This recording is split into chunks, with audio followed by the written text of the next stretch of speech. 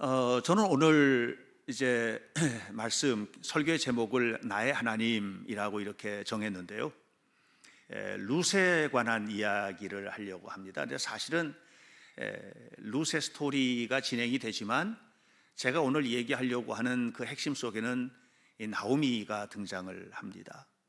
4장까지 짧은 성경인데 이 짧은 성경 속에 신앙으로 산다는 것이 무엇인지, 또 신앙의 모험을 한다는 것이 무엇인지, 인생에 그래서 바르게 선택한다는 것이 또 무엇인지, 이런 것들을 이야기를 하고 있는데요.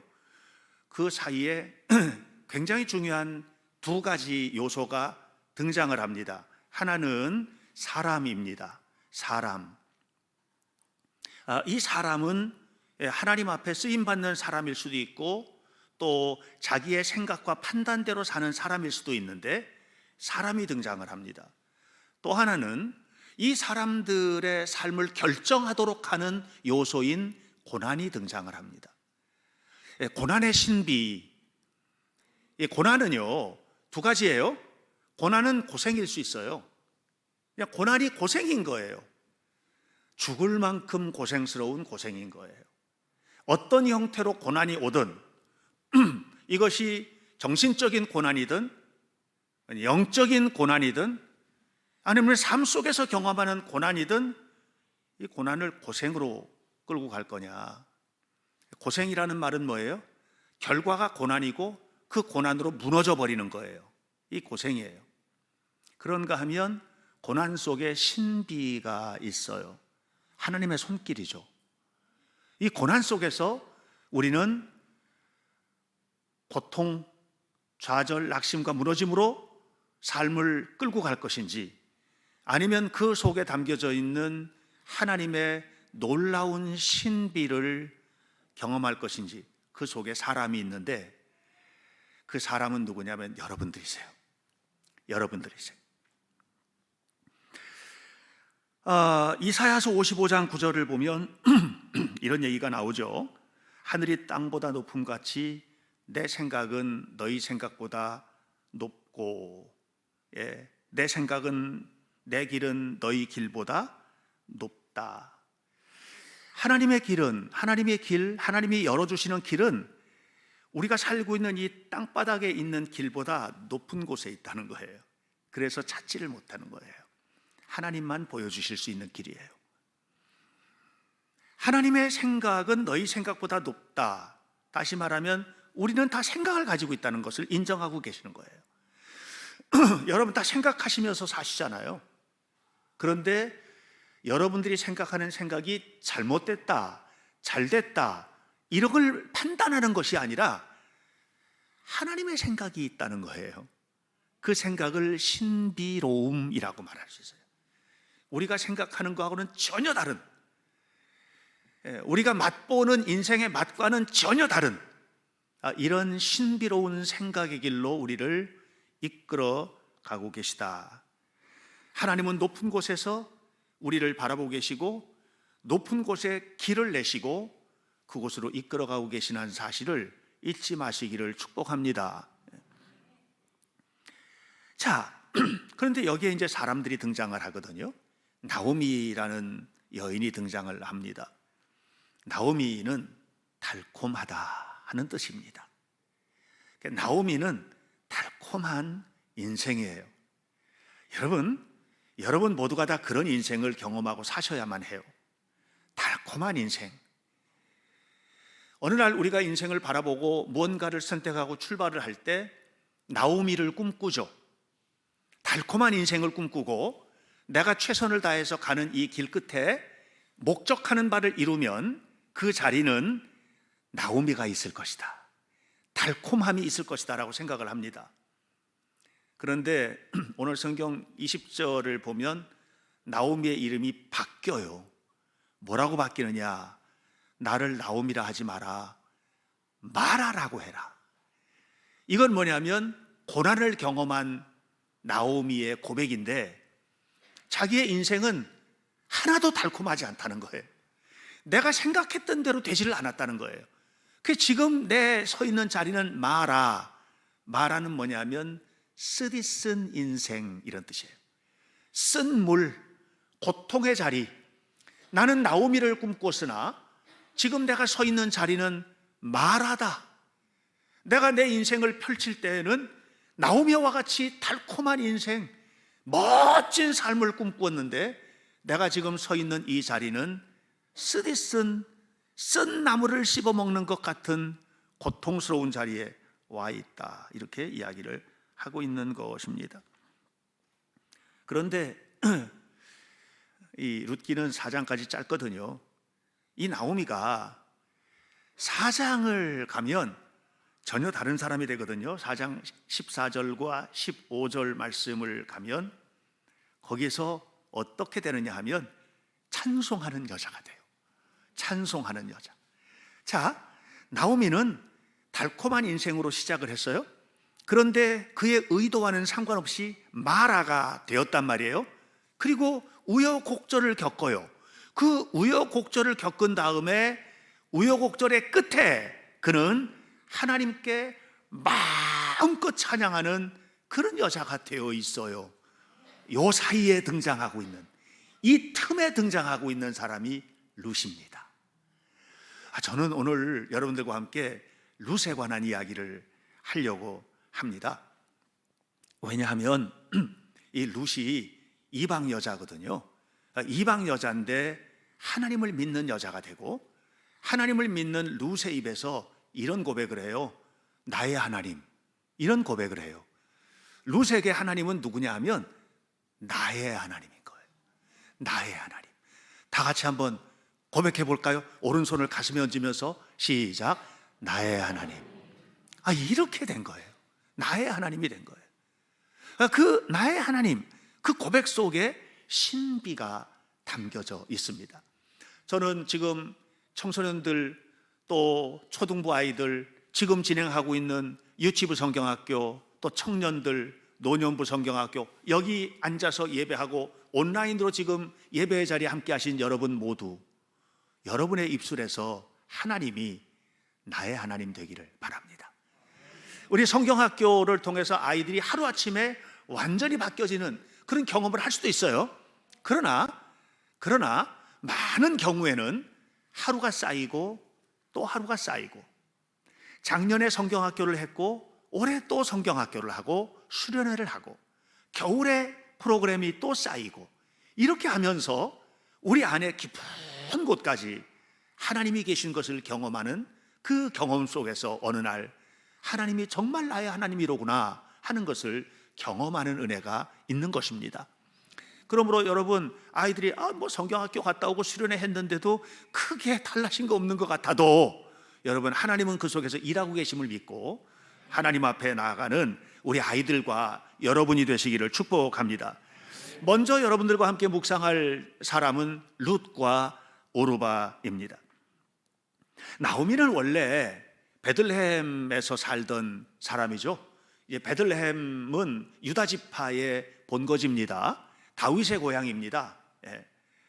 그런데 이 유다 지파의 본고장인 베들레헴에 살던 엘리멜렉, 그리고 그의 아내인 나오미가 모압으로 이주해 가게 됩니다. 흉년이 왔기 때문입니다.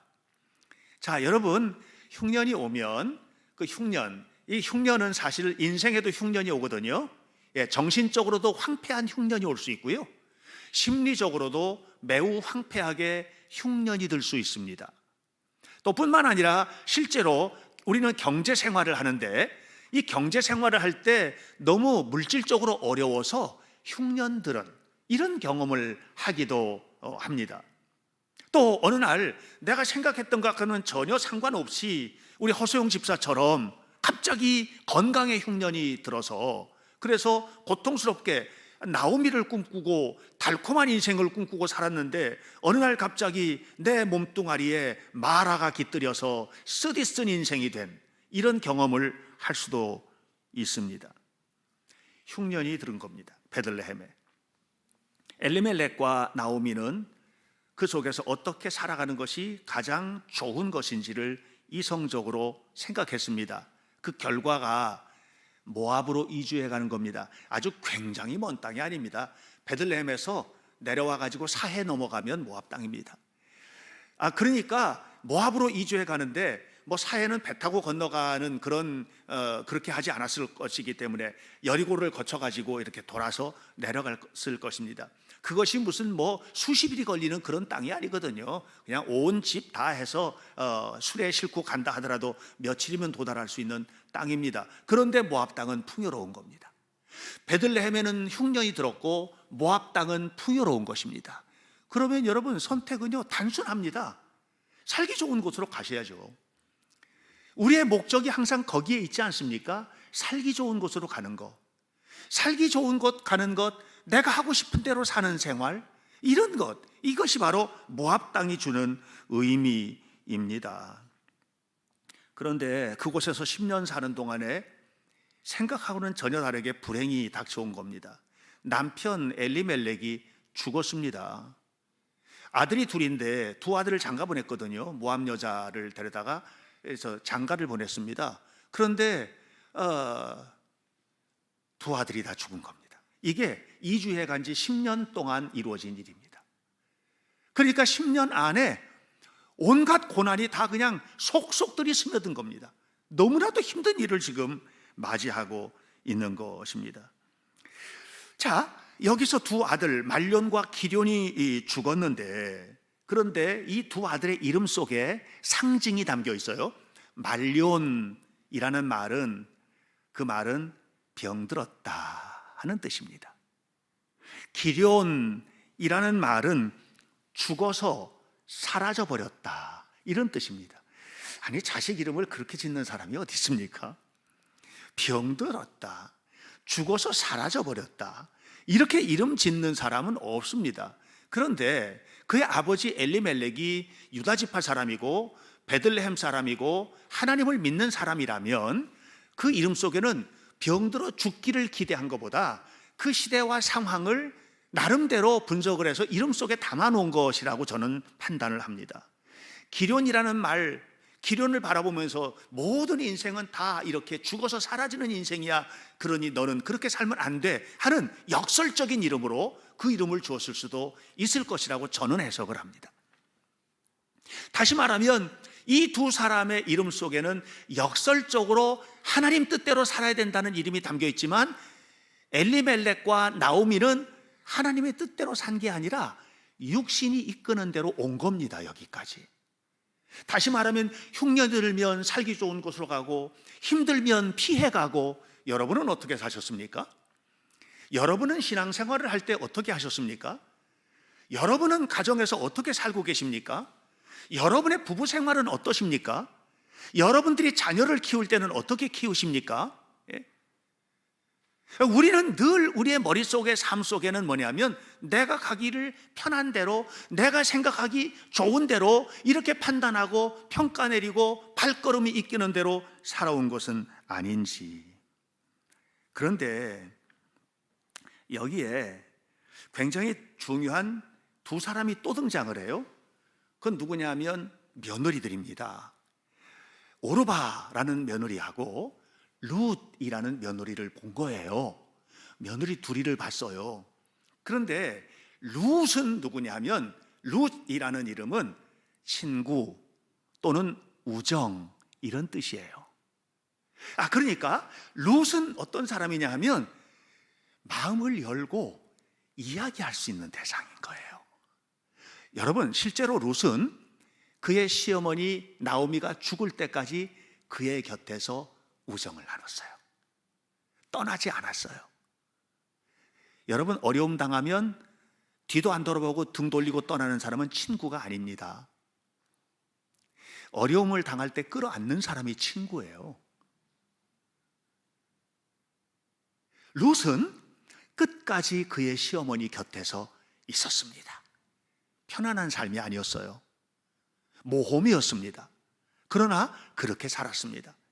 오르바는 뒷목덜미를 잡다 이런 뜻인데, 이 말이 의미하는 건 뭐냐면 이성 이런 뜻입니다. 그러니까 오르바는 정확하게 판단하고 정확하게 분석하고 정확하게 생각하고 그대로 행동으로 옮기는 사람입니다. 문제없죠. 오늘날의 시대 정신과 똑같아요. 오늘날 우리 아이들은요, 하나님이 이끈 대로 살고 싶지 않습니다. 내가 생각하는 대로 살고 싶어하는 세대를 우리가 살고 있어요. 이것을 새로운 세대, 뉴 에이지의 시대를 살고 있고요. 포스트 모더니즘이라는 게 뭡니까? 이걸 집어넣으면 이게 나오는 세대예요. 그러니까 하나 집어넣으면 하나 나오고요, 둘 집어넣으면 둘 나오고요.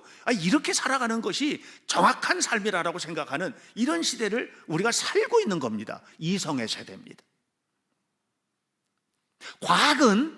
과학은 철저하게 분석적이고 철저하게 이성적입니다.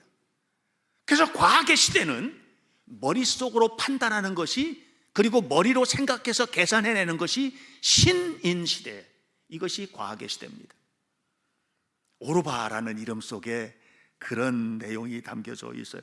제가 미술을 좋아하는데 그림을 보다가 17세기에 굉장히 흥미로운 그림들을 이제 보게 됩니다. 네덜란드에서 이 17세기의 그림 가운데서 이 렘브란트라든가 이런 사람들이 활동하던 시대거든요.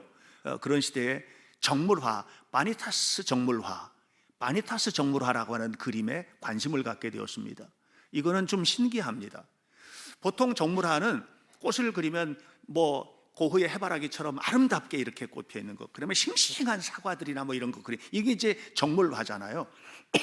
화병 속에 있는 꽃을 그린다든가, 또 테이블에 있는 맛있는 과일이나 음식을 그린다든가 이런 것들인데, 이 바니타스 정물화는 뭐냐면 시들은 꽃, 그 다음에 썩은 과일, 죽은 생선, 썩은 생선, 죽은 닭, 이런 걸 그리는 거예요. 의도가 있어요. 의도가 뭐냐면 이렇게 다 살아있는 것 같으지만 헛되게 지나가는 것이다 하는 것을 그림을 통해서 보여주는 거예요.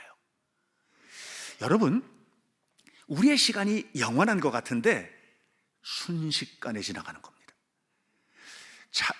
전도서 1장 1절에 헛되고 헛되며 헛되고 헛되니 모든 것이 헛되도다. 젊음도 순식간에 지나가는 것입니다. 모든 것이 그렇게 지나가는 것입니다. 이런 시대를 살 때 이성으로 판단하고 그대로 행동하는 것이 옳으냐, 아니면 하나님을 믿고 하나님만 붙들고 살아가는 것이 옳으냐, 어떤 것이 옳으냐라고 하는 것은 알이 먼저냐 닭이 먼저나 싸우는 것과 똑같습니다. 우리는 이 세상에 살고 있기 때문에 이성으로 판단하는 것은 매우 중요합니다. 그러나 이성이 이끄는 대로 살아가는 것은 위험합니다. 하나님께서 이끄시는 대로 살아가야만 합니다. 여기에 룻이 등장을 합니다. 자, 며느리만 남았는데 아들도 다 죽고 남편도 죽고 이제 여자 셋만 남았잖아요. 이 시어머니 나오미가 마라가 된 인생에서 선택을 합니다. 그건 뭐냐면 고향 땅으로 돌아가야 되겠다 하는 것을 선택을 합니다. 그리고 말합니다. 8절입니다. 나는 베들레헴으로 돌아가려고 한다. 나는 내가 믿는 하나님의 품으로 갈 거야. 너네들은 너네들의 집으로 돌아가라. 너희 아버지가 있고 어머니가 있는 그곳으로 가라. 이렇게 이야기를 합니다. 그러면서 한마디를 탁 덧붙이는데 뭐냐면 너네들은 이방 여자들이잖아. 너네들은 이스라엘 여자가 아니잖아. 그러니까 그렇게 해라. 이렇게 말하는데, 이렇게 말하는 질문에 대한 대답이 오르바와 룻으로 나오는 거예요. 자, 어떻게 나오는지 한번 살펴보십시오. 인생은 선택이죠. 우리는 늘 선택의 기로에서 뭔가를 선택을 합니다. 자, 나오미가 이 두 자부에게 선택해라, 가라 이제, 이렇게 얘기했을 때 여기에 대해서 오르바가 말합니다. 14절, 소리 높여서 울고 오르바는 시모에게 입을 맞췄다 그랬습니다. 이 말이 뭐예요? 자기가 생각하는 대로 간 겁니다. 여러분, 자기가 생각한 대로 간 것이라는 말은 무슨 말이냐면, 그냥 내가 늘 생각하던 것, 남편이 죽었을 때도 생각했을 거예요. 늘 생각했었지 않겠습니까? 어떻게 할까? 어떻게 하는 것이 옳은가? 이제 앞으로 어떻게 살아야 되나? 이렇게 생각하고 판단했을 거 아닙니까? 그렇게 생각하고 판단했을 때, 그때 오르바는 이미 생각하는 게 있었을 거예요. 아버지 집으로 돌아가는 것이 맞지, 이렇게. 그리고 그 생각대로 행동으로 옮긴 거. 것입니다. 그런데 룻은 전혀 다른 선택을 하는 거예요. 자, 16절로 17절입니다. 이렇게 말합니다. 어머니, 나한테 돌아가라고 말하지 마십시오. 어머니가 가시는 곳에 나도 갈 겁니다. 어머니가 머무시는 곳에 나도 머물 겁니다. 어머니의 백성이 나의 백성이 될 것입니다. 그리고 어머니의 하나님이 이제는 어머니의 하나님이 아닙니다. 나의 하나님입니다. 그러니까 나의 하나님께로 갈 겁니다. 그곳에서 살다가 거기서 죽을 겁니다. 이렇게 이야기를 했습니다. 여러분, 우리는 룻기의 결과를 다 알고 있죠. 룻기의 결과를 다 알고 있으니까 그 결과를 가지고 유추해서 오면 안 됩니다. 지금 룻이 경험하고 있는 고난의 현장에서 미래를 바라보는 겁니다. 이 미래가 어떤 미래인지 여러분 생각해 보십시오.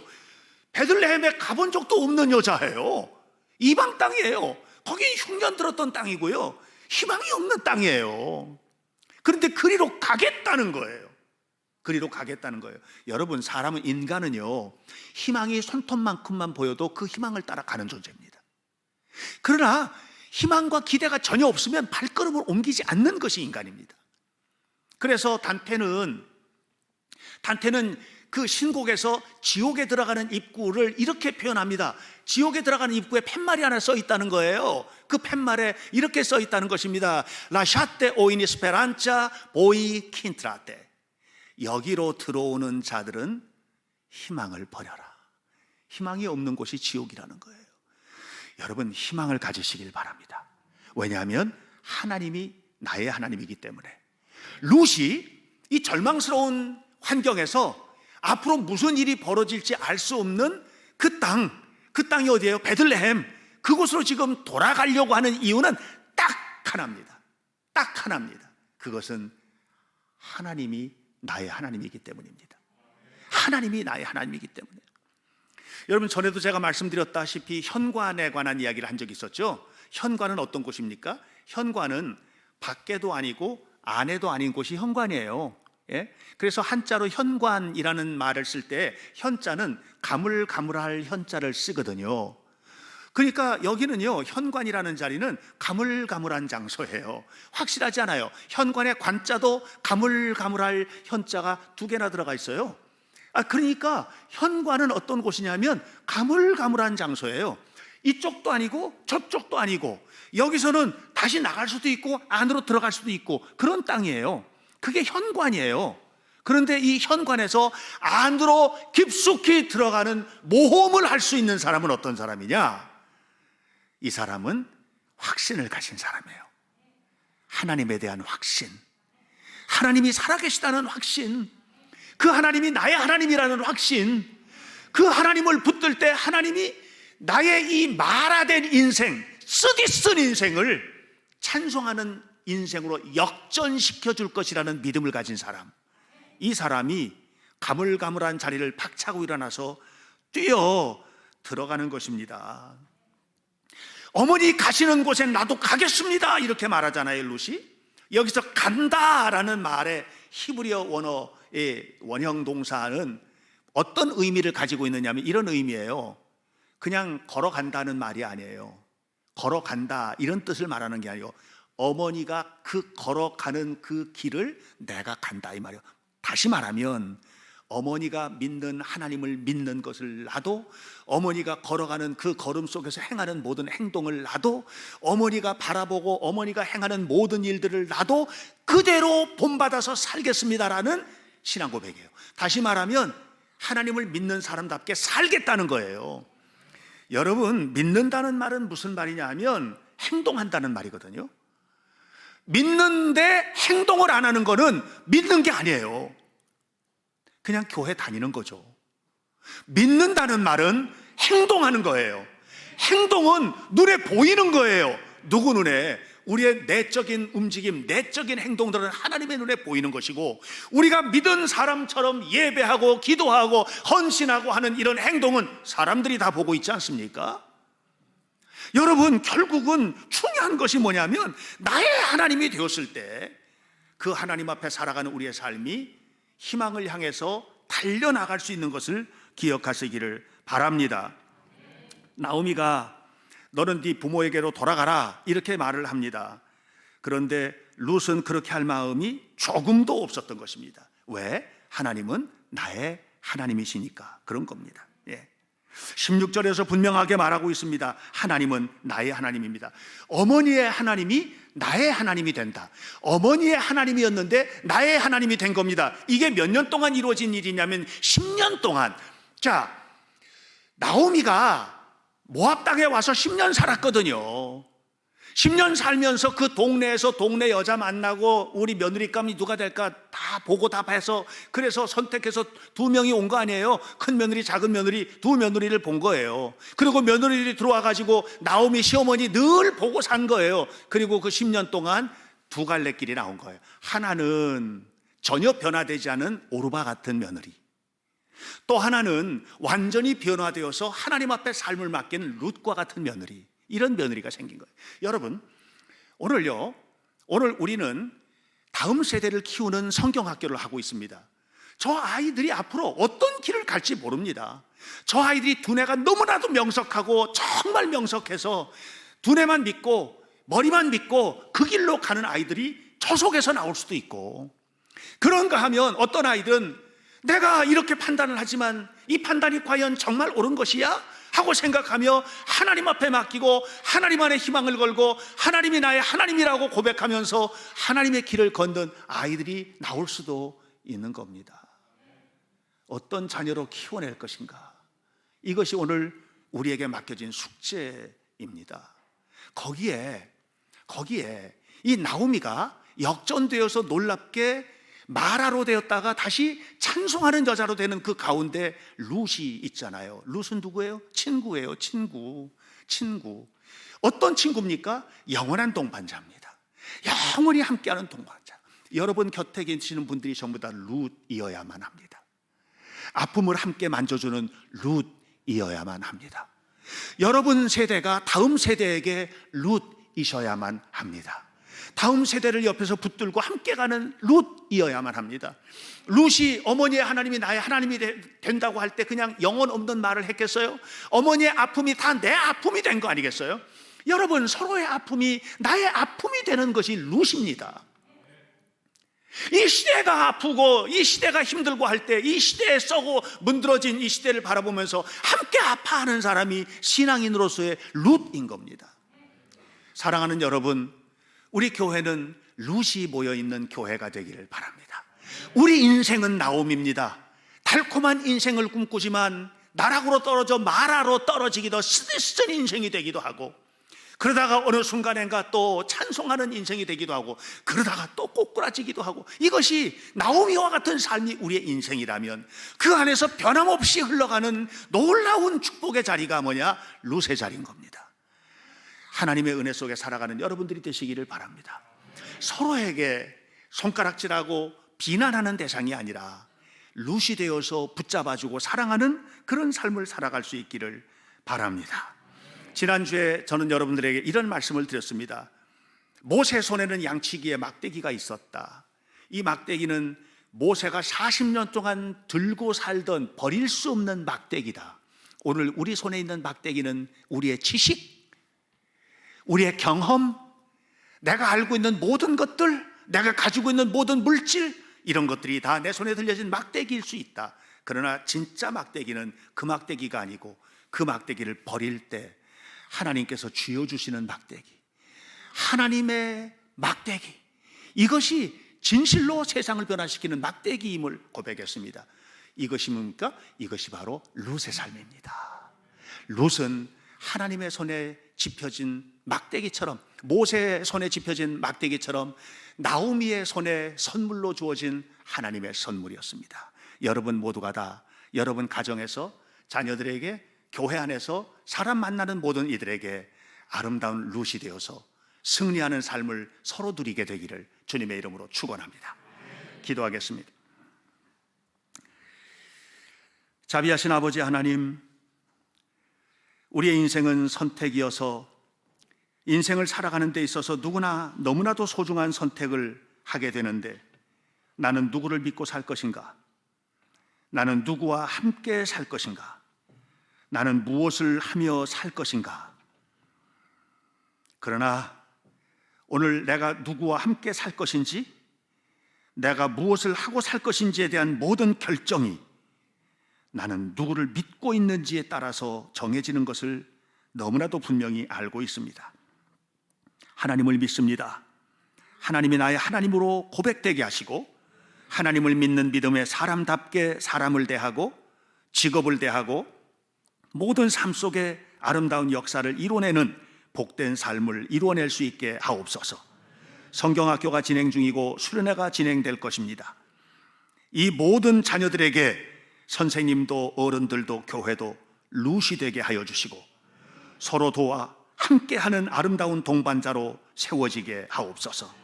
모든 성도의 삶 속에 하나님이 함께 하시고 축복하시길 원하며 예수님 이름으로 기도하옵나이다. 아멘.